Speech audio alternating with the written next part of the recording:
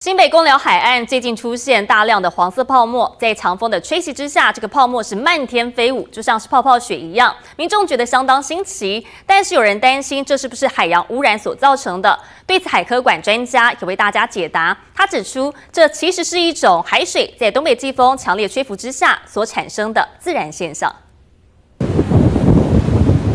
黄白色的泡沫覆盖整片堤防，在强风吹袭和大浪拍打之下，漫天飞舞，久久不散，就像是下起了一场泡泡雪，让民众既惊讶又好奇。但对当地人而言，这反倒是东北季风报道的象征。最近海水扰动非常的剧烈，那风也非常的强。这种在海水本来就会有机物多的话， 经过这些扰动以后，就会起这种泡泡所以这个部分是一个算是自然现象。绵密的海洋泡沫近日出现在新北市公寮的海岸，被民众拍下后，在网络引发讨论。但这其实是东北季风强劲扰动造成的自然现象。海洋中动植物的尸体或排泄物、海藻分泌物以及污染物等有机物质混合之下，只要海水扰动频繁，就会随着海浪跑到岸上。随着扰动越强，泡沫也就越多，原理和海水鱼缸中的蛋白除沫剂类似。这是还算是一个可以接受的范围啦。当然，如果在有机物在越来越累积越多的话，那当然这种现象就会越来越明显。虽然海岸被泡沫覆盖，看起来宛如大雪纷飞，但海中的有机物和污染物质累积过多，